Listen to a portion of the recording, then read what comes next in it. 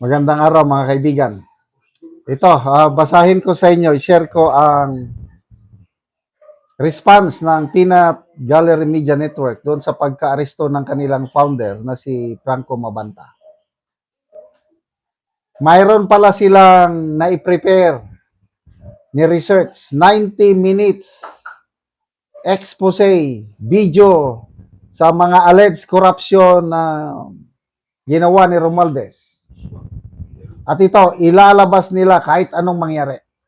So sinasabi nila dito na yung pagka-aresto ni Mabanta, Franco Mabanta is para pigilan ang paglabas ng expose na ito. Wow! Grabe.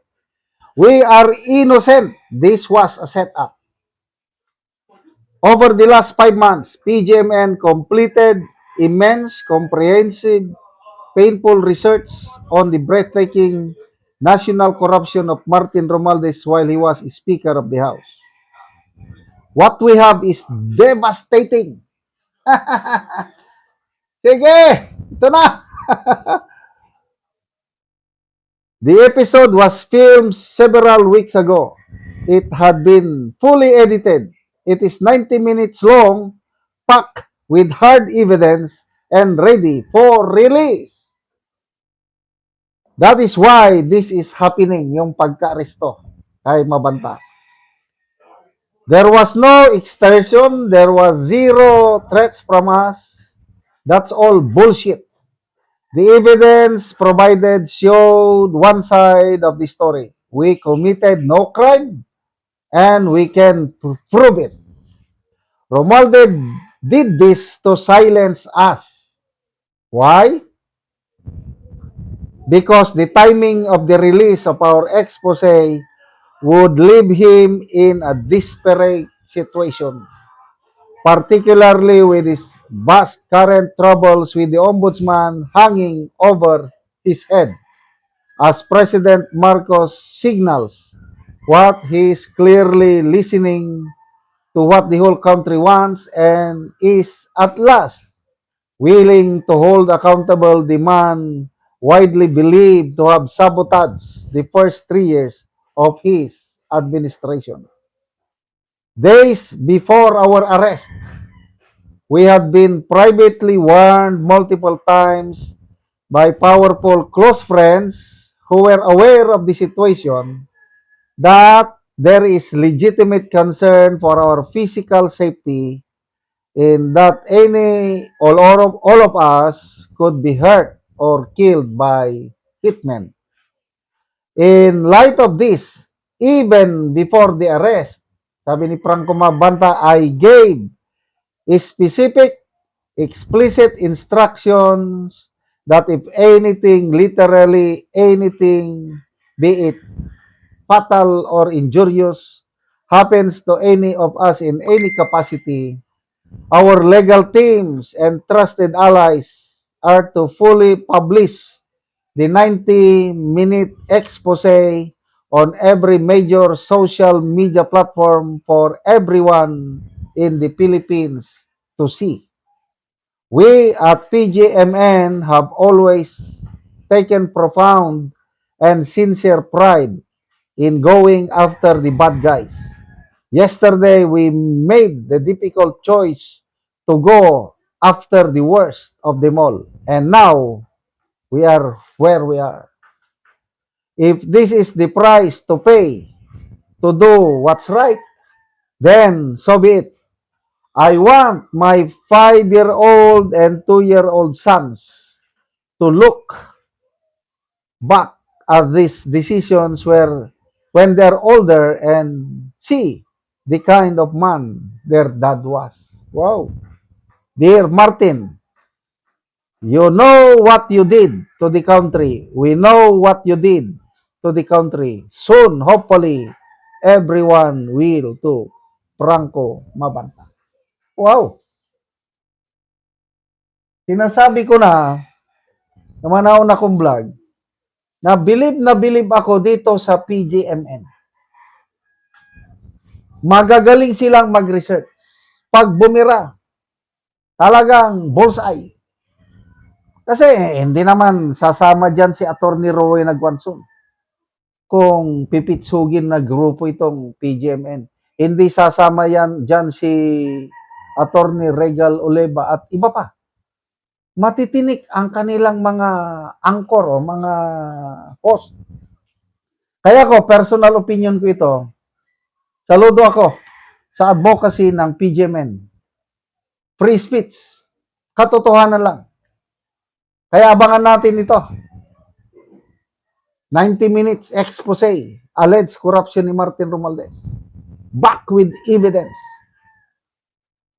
Hindi, ipagdasal na lang natin si Franco Mabanta yung pagka-aresto niya. Kasi hindi pa naman siya nahatulan na guilty, lalaban siya sa korte.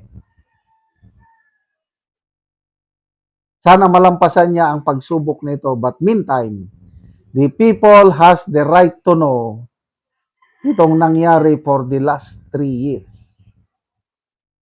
At sana, itong expose na ito ng PGMN is magagamit na naman ng ombudsman para habulin ang mga masterminds at kasama na dyan si Martin Romualdez. May nabasa kong post ni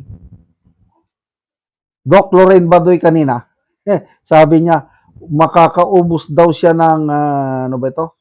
Popcorn. Sabi niya, ito, Lorraine Badoy. I am buying a sack of popcorn while waiting for Peanut Gallery Media Network to release Martin Romualdez video. Saya nito, Tambi. Ako rin, kaabang-abang. Hindi ako masyadong mahilig manood ng mga ganyan, yung mahaba.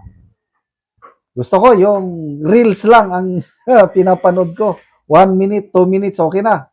But this one, 90 minutes. Uubusin ko. Papanoorin ko lahat ng ibubulgor ng PGMN. And I hope na maraming taong bayan na makapanood nito. Tayo nang humusga. Kasi ano pa lang ito, aligasyon. But in our own understanding, konsensya, puso't konsensya, makakabuo tayo ng conclusion kung ano ba talaga ang nangyaring nakawan dito sa kaban ng taong bayan. Mabuhay po kayo, PGMN. Salamat mga kaibigan sa inyong pagsubaybay sa channel nito. Nakakatulong kayo ng malaki sa tribong Talandig ng Bukidnon dahil ang income natin sa channel na ito is pantulong sa tribo. Namimigay tayo ng libreng yero at pako para makapagpatayo sila ng mas maayos na tirahan. Panoorin nyo ang video na ito. Na anak ko diri sa balay sa tabangan ng Bugero. So muna ni ang itsura sa iyang balay. Kawayan lang o nagliki na gani. So gaulan na nagyud ni ugmulan kay gabok naman.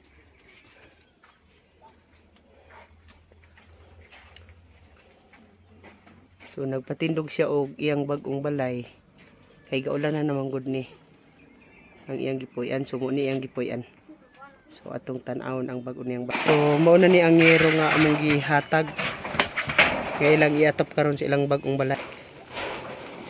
So mao na ni ang pag-aatopan nga ilang gipatindog nga ilang balay.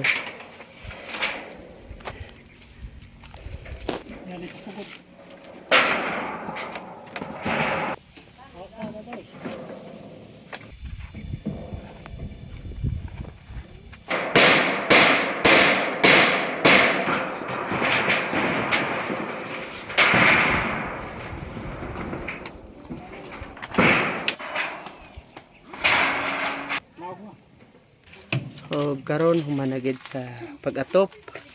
So naatupan nagyod ang ilang bagong balay. Pasalamat ko sa Ginoo ug sa naghatag aning sin ug sa kadugay sa panahon sad nga guba na akong atop nga kawayan ra nailis na ginako ang akong bag-o karon nga balay ug sinagid ang iyang atop. Salamat kaayo. So pila na ni ka tuig ang imong atop nga kawayan lang? Tulo na siya ka tuig. Tulo na ka tuig. Dako kayo pasalamat karon nga niabot ning sin nga gihatag sa amo mabag-o na gid akong balay karon. So pila ni ka bulan ang imong ipatindog nga bagong balay? pila na ni kabulan nga wala nimo natupan? Kuha na ni, mag-upat na ni karong pizza 5 sa Mayo. So upat ka bulan. Ngano man sa mag-upat na hapit ka bulan wala ka nakaatop? Tungod sa mo lagi ning nainadlawan igo ra pud sa pagkaon. Mm. Hindi na mamajitan ang para sa pang-atop. Mm. So lisod gyud. Lisod kayo kayong panginabuhi karon. So salamat kaayo. Dako kay kong pasalamat.